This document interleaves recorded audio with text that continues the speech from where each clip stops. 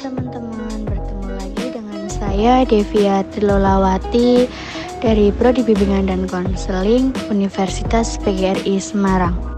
Oke, untuk kali ini kita akan mengenal biografi, makna, sifat, gaya, teknik, dan unsur kepemimpinan tokoh pahlawan nasional Insinyur Soekarno. Jadi, Insinyur Soekarno lahir di Surabaya pada tanggal 6 Juni tahun 1901.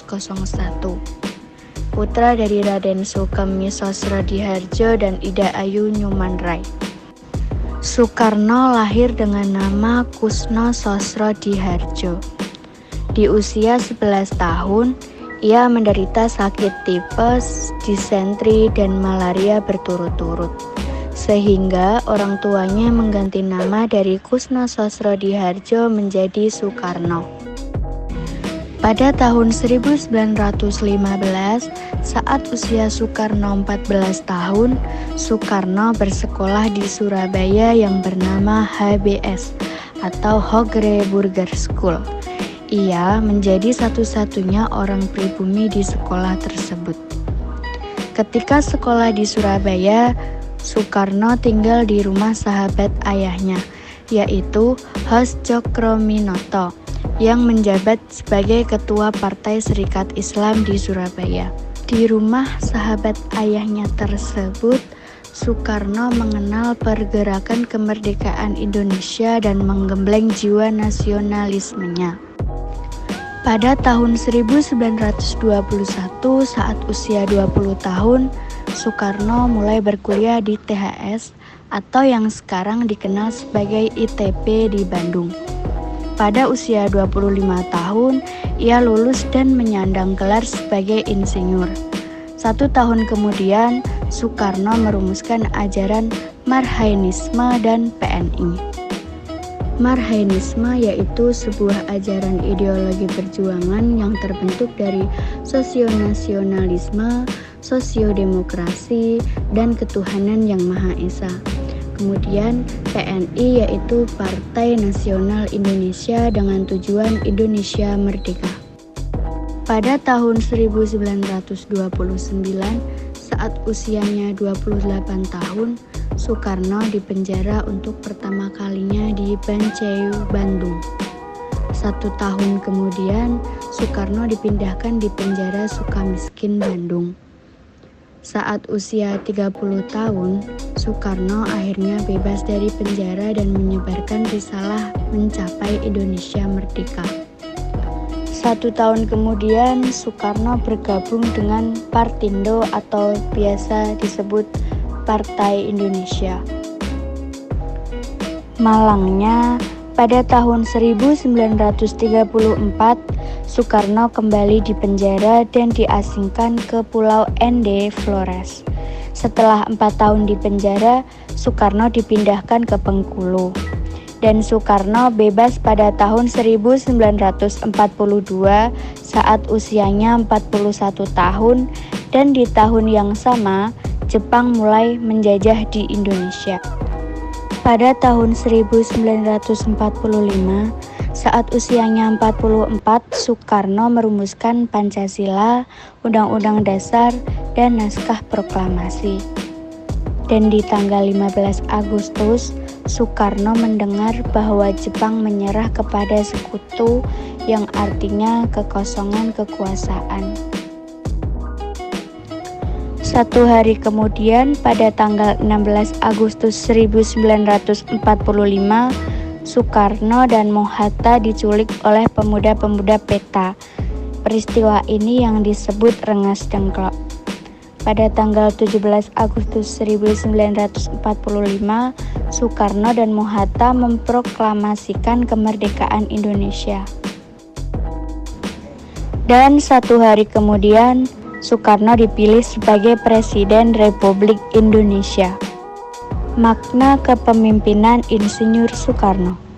Menurut saya, makna kepemimpinan Soekarno yaitu ia merupakan sesosok yang berwibawa, karismatik, cendekiawan, ideolog, dan bahkan sosok yang sempurna sebagai pemimpin bangsa.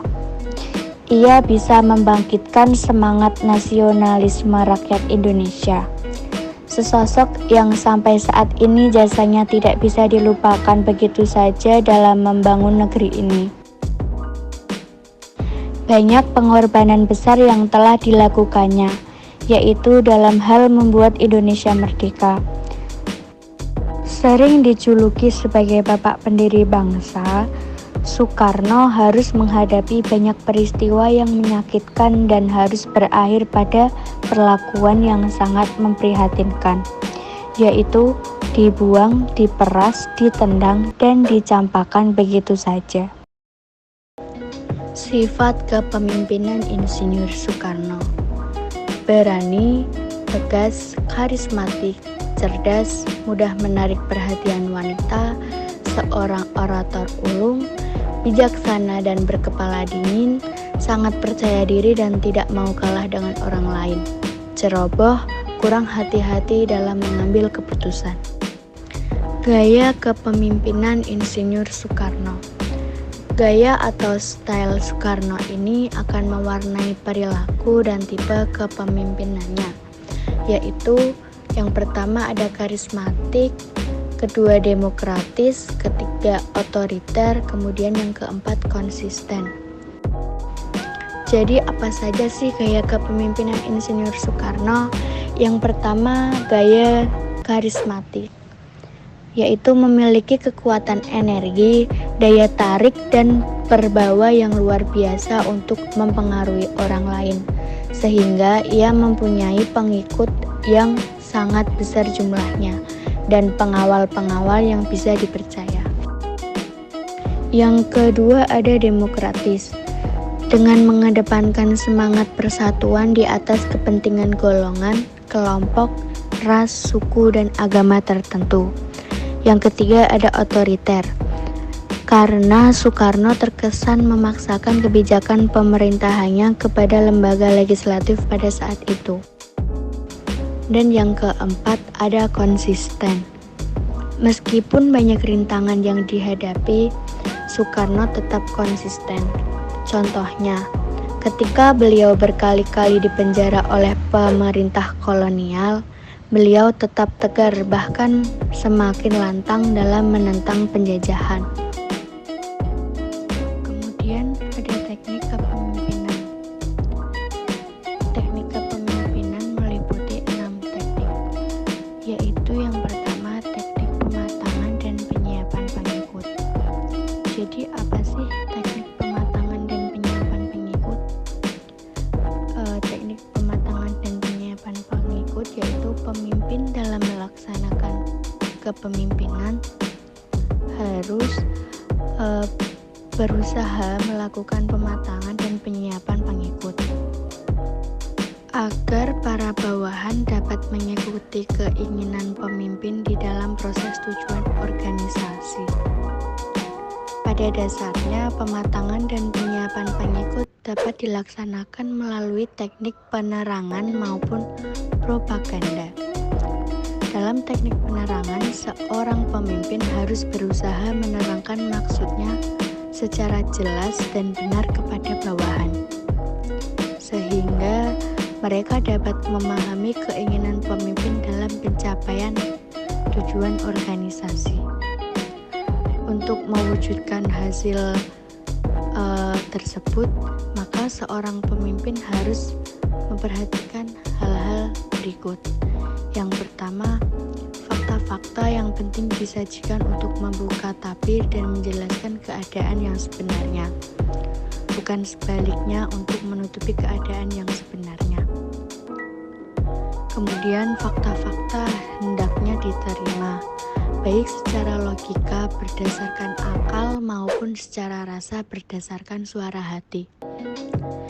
Kemudian selanjutnya ada fakta-fakta hendaknya bersifat aktual, tidak terlalu jauh sebelumnya atau sesudah proses persuasi. Kemudian fakta-fakta yang terakhir ada fakta-fakta yang disajikan dengan kata-kata dan gambaran yang mudah dimengerti, perhatian para pengikut. Yang kedua ada teknik human relation teknik human relation adalah rangkaian atau proses kegiatan memotivasi bawahan melalui pemberian motivasi atau dorongan agar mau bergerak ke arah yang dikehendaki. Pada dasarnya, setiap manusia apabila memasuki suatu organisasi, baik yang bersifat formal maupun non-formal, akan mempunyai motivasi yang baik, terlepas bagaimana memenuhi kebutuhan hidupnya. Manusia sebagai makhluk hidup yang mempunyai kebutuhan hidup yang beraneka ragam, baik kebutuhan yang bersifat material maupun kebutuhan psikologis. Menurut M. Karyadi dalam bukunya Kepemimpinan, mengemukakan tentang kebutuhan psikologi sebagai berikut. Ada 4 kebutuhan psikologi. Yang pertama, kebutuhan akal kelayakan, kemudian yang kedua, kebutuhan akan penghargaan, yang ketiga, kebutuhan akan keamanan dan ketentraman, dan yang terakhir, ada kebutuhan menjadi anggota dari suatu organisasi atau golongan. Teknik yang ketiga yaitu teknik menjadi teladan. Teknik menjadi teladan merupakan teknik yang digunakan oleh pemimpin dalam menggerakkan dan mempengaruhi bawahan. Dalam teknik ini, seseorang pemimpin berusaha menjadikan dirinya panutan atau teladan bagi orang lain, sehingga bawahan akan mengikuti keteladanan tersebut. Perteladanan atau pemberian contoh bagi seorang pemimpin merupakan suatu yang mutlak harus dilakukan, yaitu melalui aspek positif dalam bentuk ajaran dan aspek negatif dalam bentuk larangan. Apabila hal ini telah dilakukan, maka para bawahan akan terpengaruhi untuk mengikuti contoh yang diberikan oleh pemimpin. Seorang pemimpin dalam rangka pemberian teladan harus dapat membatasi dan menguasai diri, khususnya tidak menyimpang atau melanggar larangan-larangan atau pantangan-pantangan dan sebaliknya, selalu memenuhi anjuran-anjuran atau keharusan-keharusan. Yang keempat, ada teknik persuasi dan pemberian perintah. Teknik persuasi dan pemberian perintah yaitu untuk mempengaruhi atau menggerakkan para bawahan. Seorang pemimpin harus mampu melakukan persuasi dan pemberian perintah yang baik. Persuasi bertujuan bukan untuk memaksakan, akan tetapi mempengaruhi sikap orang lain dengan cara halus, tidak kasar atau dengan paksaan. Sehingga dalam keadaan tertentu, orang-orang akan bertingkah laku sesuai dengan yang dikehendaki oleh orang yang melakukan persuasi, namun sesuai pula dengan keinginannya. Sedangkan mengenai pemberian perintah dapat diartikan menyuruh orang lain untuk mematuhi dan melakukan sesuatu yang dalam pelaksanaannya mengandung adanya kekuasaan atau power dan kekuatan. Kekuasaan adalah wewenang dari yang memerintah ditambah dengan kemampuan untuk memaksakan perintah. Yang kelima, ada teknik penggunaan sistem komunikasi. Apa sih teknik penggunaan sistem komunikasi? Jadi, kegiatan seorang pemimpin dalam mengarahkan, membimbing, mempengaruhi pikiran, perasaan atau tingkah laku bawahan di dalam pencapaian tujuan organisasi tidak akan terlepas dari kegiatan komunikasi.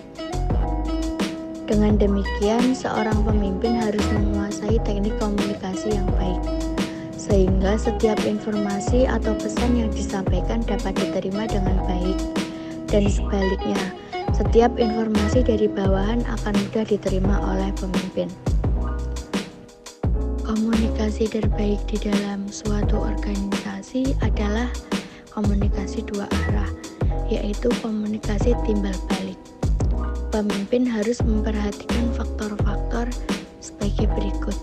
Yang pertama, bahasa yang digunakan, kemudian dasar pendidikan dari komunikasi, lalu perbedaan latar belakang kehidupan sosial bawahan, kemudian perbedaan kedudukan pimpinan, dan yang terakhir ada alat atau media yang digunakan. Yang keenam ada teknik penyediaan fasilitas. Apa sih teknik penyediaan fasilitas?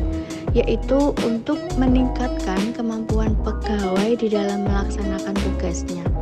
Maka seorang pemimpin harus memperhatikan kebutuhan akan fasilitas kerja yang diperlukan oleh para pegawai, sehingga akan tercapai hasil kerja yang optimal.